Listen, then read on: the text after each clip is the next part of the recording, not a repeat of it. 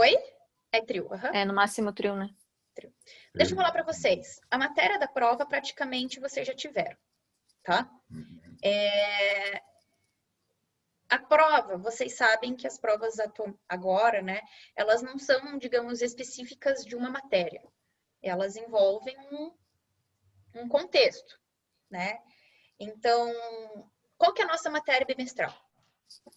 Ação penal, processo e procedimento e nulidades. Professora, eu não tive nulidades. Professora, eu não tive nulidades. E agora? Ferrou! Meu Deus! Calma. Se você teve processo e procedimento, você sabe que todo ato processual precisa ser respeitado. Se todo ato processual precisa ser respeitado, a consequência disso é você não considerar aquele ato válido, se houver o desrespeito. Por quê? Porque forma no processo penal, isso eu falo desde o primeiro dia de aula, forma no processo penal é a garantia. Se eu violo uma garantia, eu tenho como continuar com o processo penal? Não tenho. Não posso. Então, por que existem as formas processuais? Existem as formas processuais para serem respeitadas, porque é uma garantia. Se eu violo uma garantia, eu não tenho por que ter um processo penal. Porque o processo penal é um procedimento em contraditório. O objetivo de termos um processo penal não é só fazer o provimento final, ou seja, a aplicação do ius puniendi. É você conseguir ter um caminho para que você exerça o seu contraditório e a manifestação de sua defesa. Às vezes, o processo penal pode ser um próprio instrumento do acusado exercer os seus mecanismos de dizer, não fui eu. E exercer a sua defesa. Então, veja que às vezes, e por isso que muito se discute da justiça negocial ou justiça negociada, que você acaba muitas vezes fazendo um acordo, fazendo algo para que você não tenha um processo, quando talvez o cara não fez. Ou não fez daquele jeito. E, eventualmente, ele pode aceitar uma justiça negocial, plea bargain, sei lá. Pode aceitar isso para que ele não tenha um processo penal. Quando, na verdade, às vezes, o ideal seria que você provasse a sua inocência. Se o processo penal fosse aplicado como um procedimento em contraditório. Né? Então, que nem o acordo de não persecução penal. Você vai lá, faz o acordo de não persecução penal para que você não tenha uma persecução penal. Dentre umas das coisas, esse acordo vocês viram no primeiro bimestre, eu acho, primeiro ou segundo bimestre, que era o quê? A confissão. Então, você teria que o quê? Confessar. Formal e circunstancialmente o delito. E se você não fez, ou não fez daquela forma? E se você tem matéria para sua absolvição? Não. Você faz o acordo, você manifesta essa confissão, tudo bem que essa confissão não pode ser usada em seu prejuízo, mas e a sua dignidade? Você está confessando, né? Eu sei que, às vezes, na vida corrida, isso não faz tanta diferença, mas pode ser que para alguém faça. Pode ser que para alguém faça você ter uma sentença de absolvição em vez de uma confissão circunstanciada. Ah, mas aqui eu não respondo o processo. Tá, aqui você responde, mas tem a sua absolvição. Né? E por isso que a gente tem que brigar para que tenha um procedimento contraditório. Para que a gente pare de o tempo inteiro usar o processo penal como se fosse um instrumento de processo civil. Não é processo civil, a gente não está aqui discutindo valores pecuniários. Aqui a gente está discutindo liberdades. Né? Então, precisamos tomar um pouco de cuidado. E aqui eu ligo com a nossa matéria e digo o seguinte: o que é uma ação penal? Uma ação penal, como o próprio nome diz, ação. Nos traz a ideia de movimento. Ou seja, é o exercício da pretensão acusatória. E o que é pretensão acusatória? Como que ela se materializa? Por uma denúncia ou por uma queixa. Qual que é a diferença entre elas? Uma é feita pelo Ministério Público nas ações penais públicas e uma é feita pelo querelante, pelo ofendido, nas ações penais privadas. Não importa se é queixa ou se é denúncia, não importa. A pretensão acusatória está materializada nesses dois. A inicial de um processo penal é a denúncia ou a queixa. Essa é a pretensão acusatória. E esse é o movimento de ação. Tendo esse movimento de ação, eu vou ter esse caminho. Qual que é o objetivo desse caminho? Chegar a um provimento final, que é a decisão. Para esse caminho, eu tenho o bendito processo. Então, o processo é o caminho que vai trazer a ligação entre a pretensão acusatória e o meu provimento final. Esse caminho deve ser exercido por atos processuais. Atos estes que são formas. Formas essas que são garantias. Por isso dizemos que o processo penal é um procedimento em contraditório. Então, esse caminho deve ter todas as garantias constitucionais. Beleza. Em termos práticos, a união desses atos processuais é o que vai dizer o procedimento. Por quê? Entendeu o legislador que alguns crimes, eles precisam ter um procedimento mais estreito, mais curto, outros um procedimento mais demorado e outros simplesmente um procedimento diferente, né? E o que é isso? São a união dos ritos processuais. Isso é o rito processual, tá? Então, entendeu o legislador que crimes cuja pena seja igual ou superior a 4 anos terá o procedimento comum ordinário. Procedimento comum ordinário, os atos processuais são mais separados. Eles não são condensados. Ou seja, são crimes, teoricamente, que envolvem uma dilação probatória maior. Talvez porque em razão da pena. Porque são crimes mais graves, teoricamente, né? E que talvez exija uma dilação probatória maior. Por isso que os atos processuais demoram mais para acontecer. Diferente de um rito sumário, que são crimes cuja pena seja inferior a 4 anos. Que daí, por exemplo, os prazos processuais são menores. Alguns deles, né? Não tem tanta dilação probatória. E menor ainda é o sumaríssimo, que é aqueles previstos na Lei do Juizado Especial Criminal, Lei 9.099 de 95, que são penas, que são crimes cujas penas máximas sejam iguais ou inferiores a 2 anos. Eles falam que é crime de menor potencial ofensivo. E aí entendeu o legislador que esses crimes cabe mais um acordo, cabe uma tentativa de composição, cabe uma tentativa de transação penal, porque envolve crimes cuja pena são baixas. As penas são baixas. Então, não precisaria aqui do ius puniendi do Estado estar tão exacerbado. Caberia, talvez, aqui uma malevolência, né? Um acordo, uma composição, etc. Então, a depender do tipo penal ou do conjunto de tipos penais, teremos determinados procedimentos. E a razão disso é porque, a depender do tipo de procedimento, eu preciso de um processo penal, ou seja, de um caminho mais demorado ou mais curto, tá? Deixa eu abrir aqui o nosso slide. Slide novo.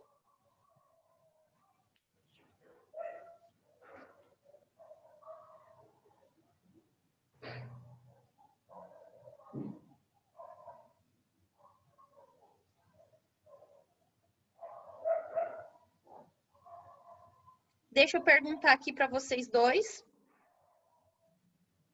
Alguém que estava na aula passada? Eu estava. Tá. A gente terminou a permissão, né? Não sei se você vai lembrar. Terminamos. Sim, eu lembro que você comentou. Uhum.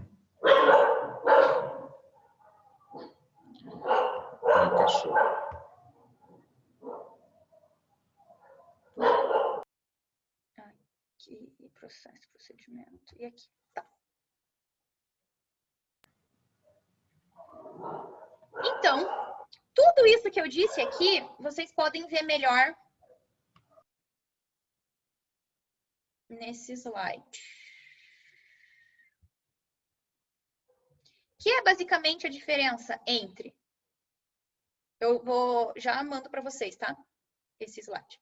Que é basicamente a diferença entre processo, procedimento e ação, tá? Então, aqui tem uma maneira mais teórica sobre todo esse assunto, mas que, em verdade, é basicamente isso que eu acabei de conversar com vocês, tá? Sujeitos processuais. A gente chegou a trabalhar sujeitos?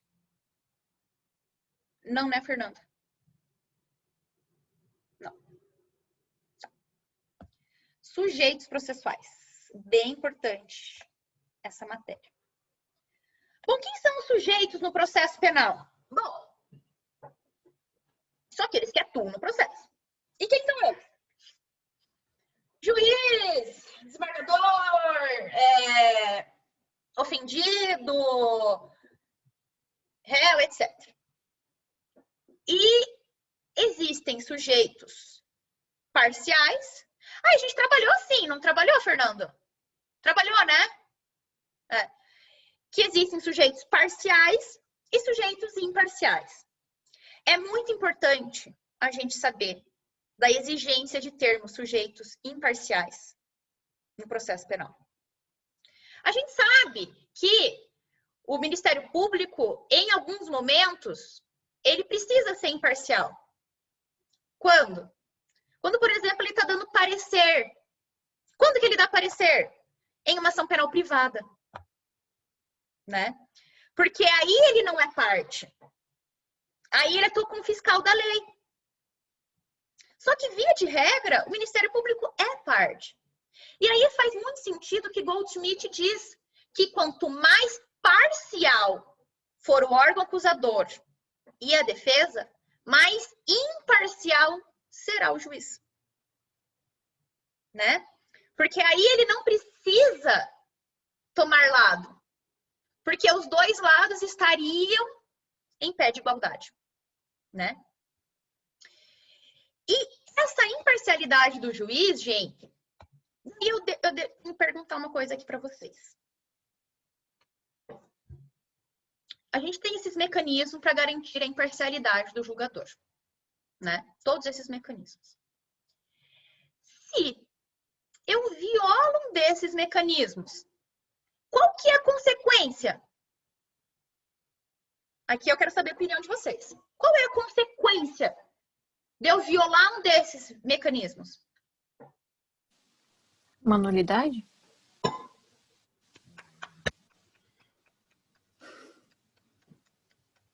Maravilhoso. Por impedimento, né? Maravilhoso. Maravilhoso, é isso mesmo. E aí, a depender da imparcialidade, né? Se for ela objetiva ou subjetiva, aí vai ser impedimento, suspeição, o que for, né? Mas a consequência disso para o processo penal, e isso é muito importante, é uma nulidade. Por quê? Volto a dizer o que eu estava falando ali no começo. Se eu não observo um ato processual, ou seja, se eu não observo uma forma no processo penal, eu não posso manter a rigidez do processo. E qual que é a consequência em termos processuais? Uma nulidade. Preciso saber se ela é absoluta ou relativa? Não! Não preciso saber. Preciso saber mil detalhes sobre isso? Não preciso. Por quê? Porque eu sei que o desrespeito a uma forma no processo penal gera uma nulidade. Né? Então, isso é muito importante. A gente saber que o desrespeito... Isso eu falo para tudo, tá? Mas, quando a gente fala aqui de sujeitos processuais, o não atendimento a uma imparcialidade, ou seja, você aceitar que alguém seja parcial, que o juiz seja parcial, é você acabar com o processo. Isso é uma nulidade. né? Não precisamos agora, nesse momento, a gente vai trabalhar nulidades depois da prova, porque isso pode ser importante para o LPJ, tá? Para o LPJ, perdão. Então, eu vou dar uma aula a mais sobre nulidades com vocês para o LPJ. Tudo bem, Leonardo? Mas o que é importante? O que eu preciso que vocês saibam hoje? Que o desrespeito a um ato processual gera nulidade. Pronto. Para o LPJ, teremos aula a mais para trabalhar aí especificamente com a consequência, né? Digamos assim, o que acontece, diferença de nulidade relativa, nulidade absoluta. Para fins de prova, vocês não precisam saber disso, tá? Aí, para conhecimento de vocês, sim. Sim. Porque acho que muito mais em matéria de prova é o conhecimento de vocês. Então, para o LPJ, vamos trabalhar com isso, tá? Então, enfim, precisam saber as diferenças de espécies de impedimento, né? Isso é muito importante. Tá? Ô, professora. Oi. Boa noite, eu não respondi, tá? Tava regulando o áudio aqui, não deu para responder. Imagina, tudo bem. No problems. Vamos para o outro slide.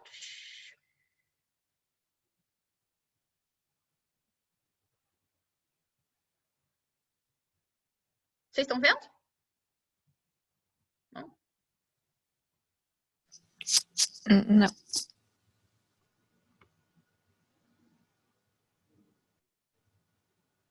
Aê. Também não é muito matéria de prova, tá? Mas a primeira parte é importante vocês saberem. Primeiro, então a gente sabe que o caminho é o tal do processo, que a ação penal é o tal do movimento e que procedimento é a forma pela qual eu vou desencadear os meus atos processuais. E como eu disse para vocês, entendeu o legislador que, a depender do crime, será necessário um tipo de procedimento. Então, nós temos dois gêneros de procedimento: o comum e o especial. Por que especial? Porque ele não é comum. Ele não é especial porque ele entendeu o legislador que era necessário alguns atos próprios, tá? Que não teria a unidade. Então, por exemplo, crimes praticados por funcionários públicos possuem procedimento especial. Ou seja, aqueles tipos de crime possuem, entendeu o legislador, que os atos devem ser feitos em tal ordem. Tribunal do júri, um procedimento bem especial, né? Então, são em duas fases. Então, a depender do tipo de crime, entendeu o legislador que alguns deles precisavam ser processados de uma maneira diferente. O procedimento comum é o que a gente vai estudar. Então, o procedimento comum, o gênero procedimento comum, vai se dividir em 3 espécies, tá? Ordinário, sumário e sumaríssimo. E aquilo que eu falei é depender do grau de pena, né? Ordinário, pena igual ou superior a 4 anos. Sumário, sempre pena máxima, tá? Sempre a pena máxima abstrata do tipo. Sumário, inferior a 4. Sumaríssimo, menor potencial ofensivo. E o que é sumaríssimo? Igual ou inferior a 2 anos. Então, aqui eu trouxe alguns exemplos do que é especial, do que é no próprio Código de Processo Penal, em leis especiais. Relembrando alguns pontos, o Ministério Público é obrigado a oferecer denúncia? O que vocês acham?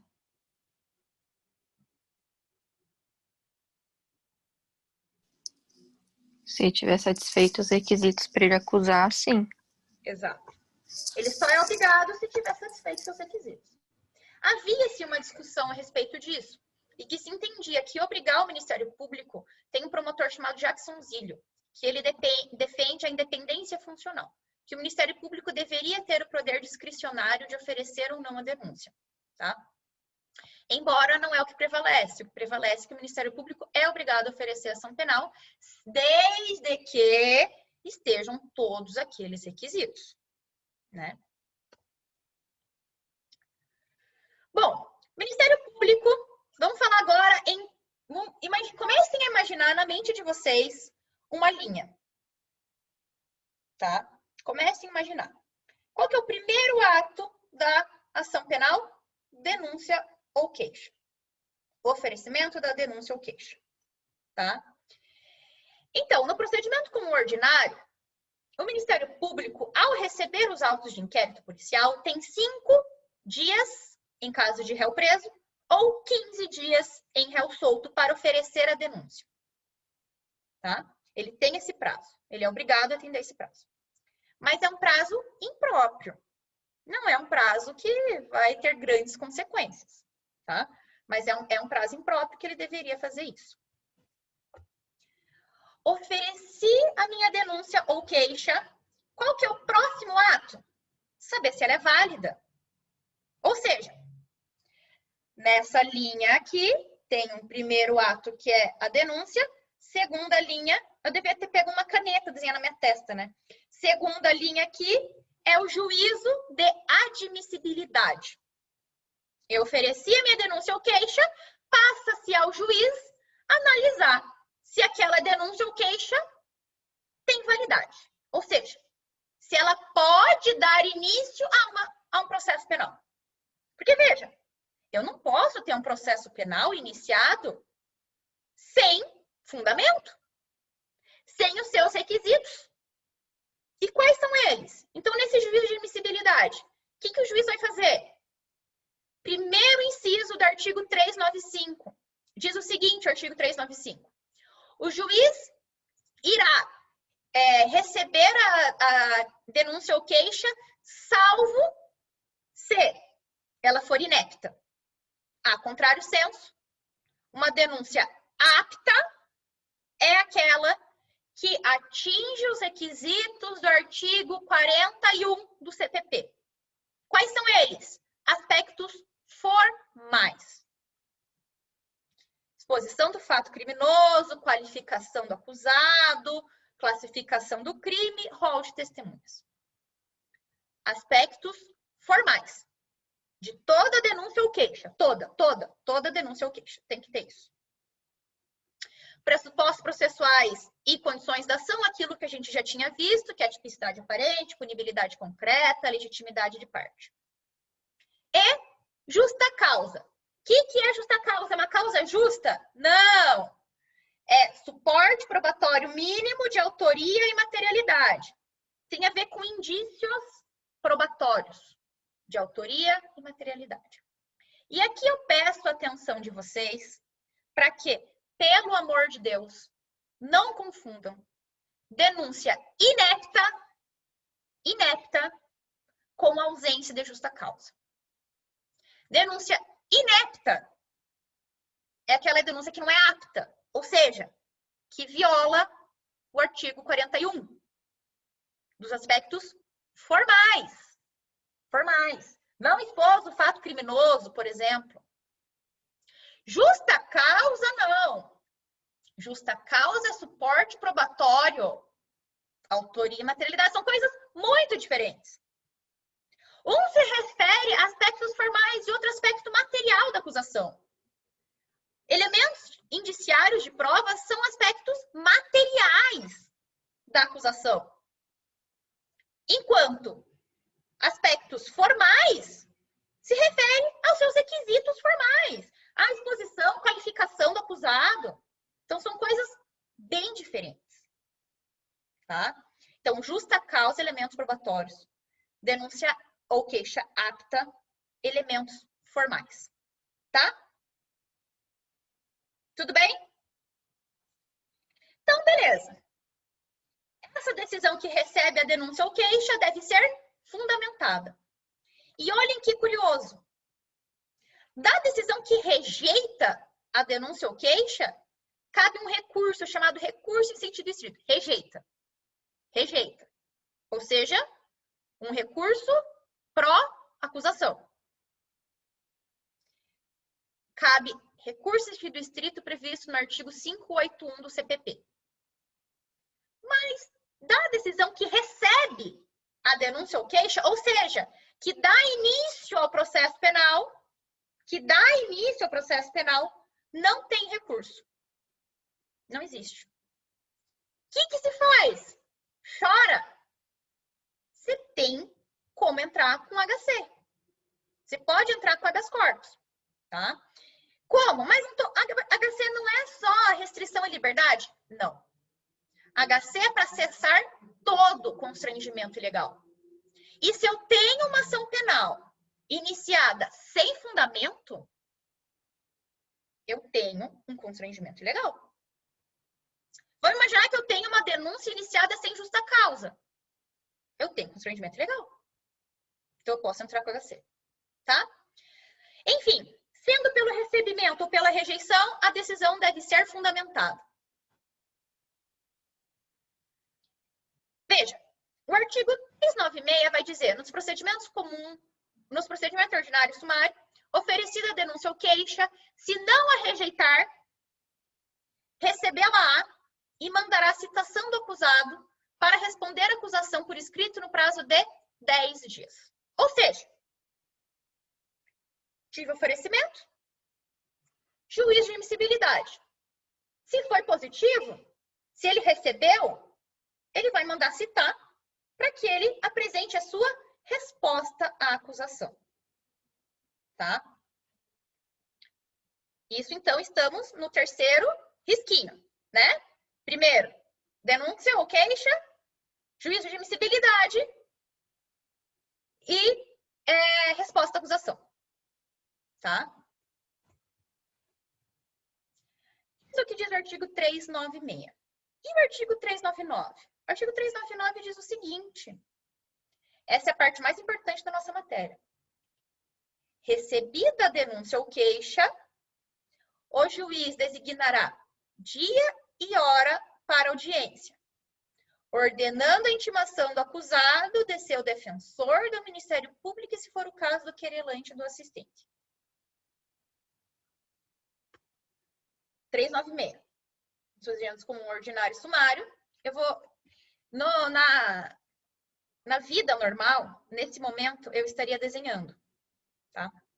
Então, para que vocês não sejam absolutamente prejudicados, vou desenhar. Conseguem ver? Conseguem? Sim. Aham. Então, pelo que eu disse, né? Vamos lá. Primeira coisa, denúncia ou queixa. Denúncia barra queixa. Eu sei que está lamentável o meu desenho, mas é isso aí. Depois, admissibilidade. Né? É o que está dizendo o 396, né? Receber lá. Aí vai ter o quê? Citação. Isso, pelo 396. Citação do acusado. Para quê? Responder à acusação. Então, resposta à acusação. 396. Chegou o 399 e diz: recebida a denúncia ou queixa, ou seja, teoricamente aqui, no juízo de admissibilidade. O juiz designará dia e hora para audiência? Ué, não era citação depois? Da onde que ele tirou essa audiência? Então, nós temos uma problemática envolvendo o 396 e o 399. O que a gente vai fazer? Duas interpretações para esse 399. Há aquela interpretação que vai dizer o seguinte: o legislador simplesmente quis dizer que o 399 é uma continuação do que já tinha acontecido. Então, já tinha sido recebida aqui. Ele apenas está dizendo que ela tinha sido recebida. Que ela foi recebida. Se ela foi recebida, teve a resposta à acusação, o juiz vai, a partir disso, designar dia e hora para audiência. Ao meu ver, e não é modéstia à parte, é o mais congruente. O processo penal vai funcionar da seguinte forma. Denúncia ou queixa. Citação. Opa, admissibilidade. Citação. Resposta. E aí os autos não conclusos novamente para o juiz. Nesse momento, importantíssimo, se o juiz recebeu a denúncia com base apenas no que foi dito pela acusação, né? Porque ele recebeu só o que foi dito pela acusação. Nesse momento não tem nenhuma admissão, não tem nada da defesa aqui falando, né? Aí o cara foi citado. Aí ele respondeu, ué, o que ele pode fazer aqui? Mudar de ideia. Ou seja, é possível, isso a leitura do 399 nos traz essa possibilidade, que é a segunda vertente, a segunda análise do 399, que haja um segundo juízo de admissibilidade depois da resposta à acusação. Por quê? Ora, quando ele admitiu a denúncia, eu não tinha falado nada ainda. Eu só estou falando agora. Então, se eu faço uma arguição de alguma coisa, ele pode voltar atrás e pode fazer o que nesse momento? Rejeitar. Então, teríamos, portanto, um segundo juízo de admissibilidade. O correto, sinceramente, era que a gente já pudesse, depois da denúncia, antes do juiz receber a denúncia, que a defesa pudesse falar. Isso acontece, por exemplo, no procedimento dos funcionários públicos. No procedimento dos funcionários públicos, antes do recebimento da denúncia, existe a notificação para que o acusado se defenda, antes do juiz receber.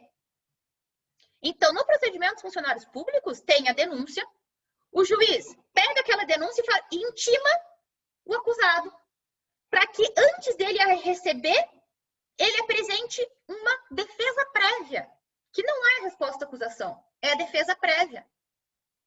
Ele apresenta uma defesa prévia, aí ele tem o contraditório. Para, a partir do contraditório, ele consiga saber se recebe ou não aquela denúncia. Porque é a partir do recebimento da denúncia que o processo vai iniciar. Então, se está iniciando o processo, a decisão que recebe a denúncia é muito séria. É muito grave, é muito séria. Logo,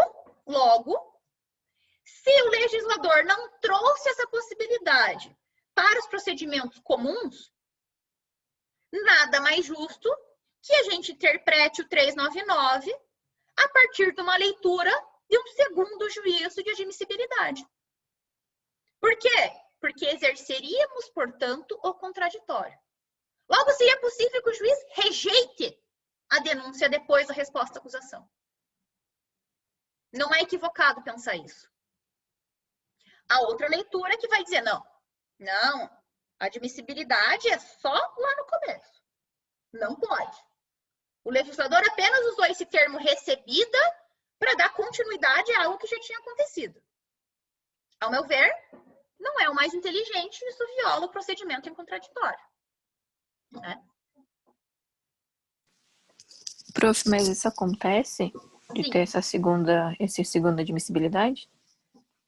Sim, não são todos os juízes. Por quê? Porque não é algo, digamos assim, previsto expressamente em lei.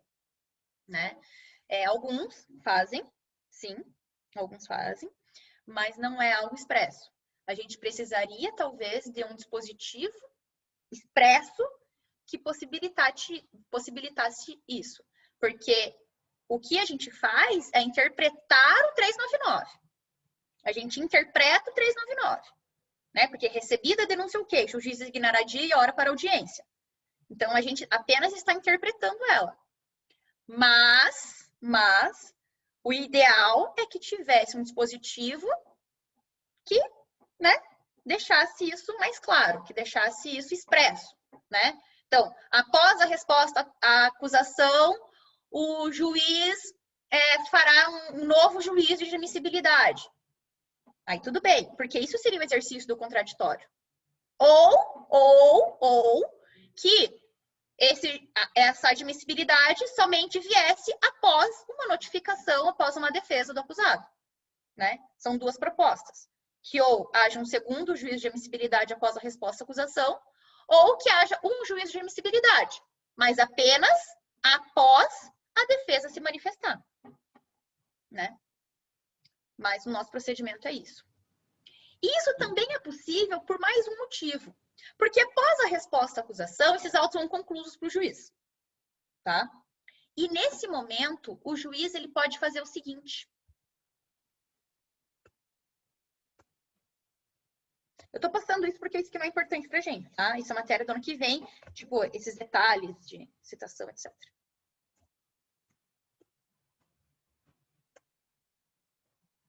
O que o juiz vai fazer depois que apresentada a resposta à acusação? Esses autos são conclusos para ele. Então, diz o 397. Após o cumprimento do disposto no 396A, que é o artigo que fala da resposta à acusação, o juiz deverá absolver sumariamente o acusado. Ou seja, os autos vão conclusos para ele depois da resposta à acusação. Né? Então, se vai concluso para ele, e ele tem a possibilidade de fazer o mais, que é absolver o acusado, por que ele não poderia rejeitar a denúncia? Qual seria o impeditivo? Nenhum. Tá? Mas, vamos trabalhar aqui com a absolvição sumária. Né? Eu respondi a acusação, os autos foram conclusos para o juiz. Com essa conclusão, tem a possibilidade que ele absolva o acusado antes da instrução. Ou seja, antes da colheita de prova. A prova que tem é só aquela que foi juntada na denúncia. Ou seja, sem audiência, sem nada disso, é possível que ele absolva, por isso o nome sumário. Que ele faça uma absolvição antes da instrução, por isso que é o nome sumário.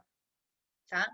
Essa absolvição sumária só vai acontecer, logicamente, em hipóteses muito graves. Quando? Quando houver causa excludente da ilicitude do fato. Quando houver causa excludente da culpabilidade, salvo inimputabilidade, porque se for inimputabilidade, a decisão não é absolvição sumária, mas sim absolvição imprópria. E cabe medida de segurança. Isso que vocês viram lá em direito penal. Que o fato, evidentemente, não constitui crime ou extinta punibilidade. Por exemplo, um fato prescrito. Tá? Então, vejam, são causas muito graves.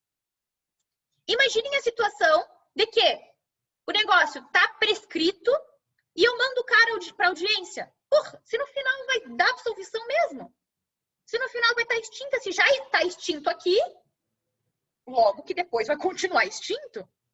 Né? Então, o objetivo de trazer a absolvição sumária é que não leve a um prolongamento de algo que já é certo. Por que eu vou fazer que o cara passe por uma audiência, por uma instrução, se a absolvição já é certa? Se nesse momento processual eu já consigo absolver, aí tem a hipótese da absolvição sumária. Tá? Então, hipótese do artigo 397. Ou seja, depois da resposta à acusação, vai concluso para o juiz e o juiz tem a possibilidade de fazer duas coisas. Absolver sumariamente ou rejeitar a denúncia. Sora, mas não dá no mesmo? Não. Por que não dá no mesmo? Primeiro, a absolvição sumária é igual a uma absolvição no final do processo. Igual. Logo, faz coisa julgada material. Tanto que o recurso aqui do Ministério Público é apelação. Agora, se o juiz rejeita a minha denúncia, se o juiz rejeita a denúncia ou queixa, faz coisa julgada formal. Qual que é a consequência disso? Só para vocês terem ideia, o recurso que cabe é rese, já não é apelação. Por quê? Porque eu não estou analisando o mérito. Eu estou fazendo uma análise de acordo com o artigo 395 para rejeitar a denúncia. Eu não estou falando se o cara fez ou não fez. Por isso que faz coisa julgada formal. A consequência disso para o Ministério Público é que ele pode apresentar, com novas provas, evidentemente, mas sobre o mesmo fato, uma nova denúncia. Porque ela só faz coisa julgada formal. Tá? Enfim. Não é matéria da prova, tá? Mas é matéria que vocês precisam saber. Então, vamos voltar lá para o nosso mapa mental. Qual que é o primeiro ato?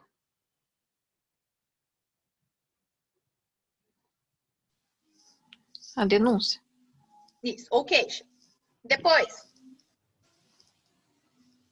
O recebimento. O juízo de admissibilidade. isso. Depois, Citação. Citação. citação. Depois, Resposta.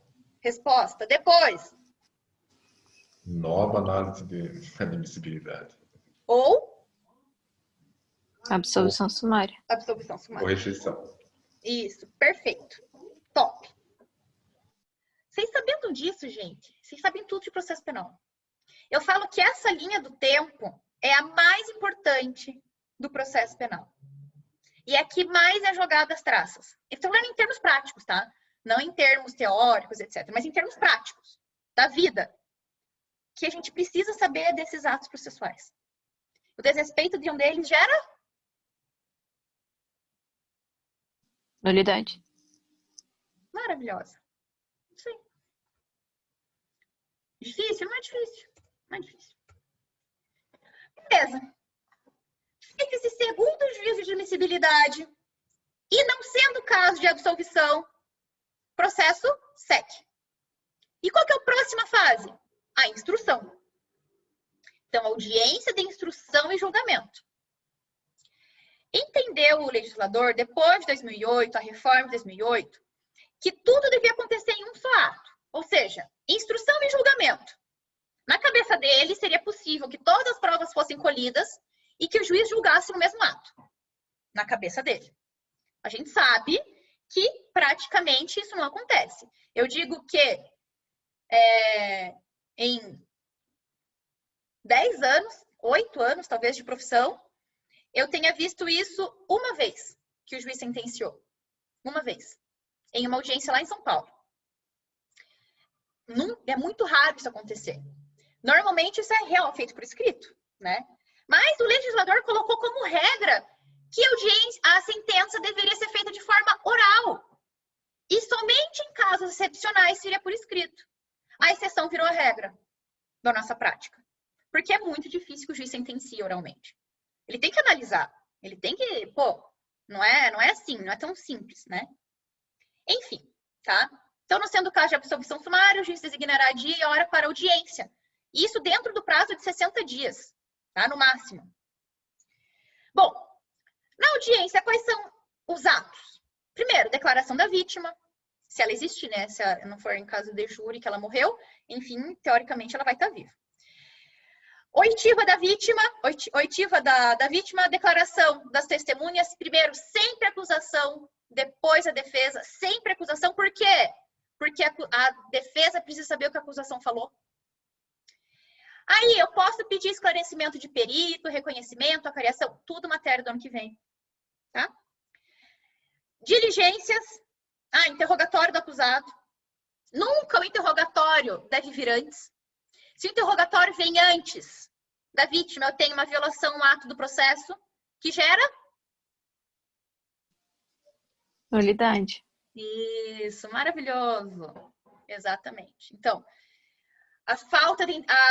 o não atendimento ao interrogatório depois da vítima, depois das testemunhas, gera nulidade, tá? Essa regra que tem um sentido de existir, porque o acusado, ele só pode falar depois dele saber que foi dito antes. Isso é um exercício do contraditório, tá? Pode ser que sejam necessárias diligências. Então, pode ser que alguém tenha comentado de uma testemunha de determinada prova e que o juiz e as partes peçam diligências.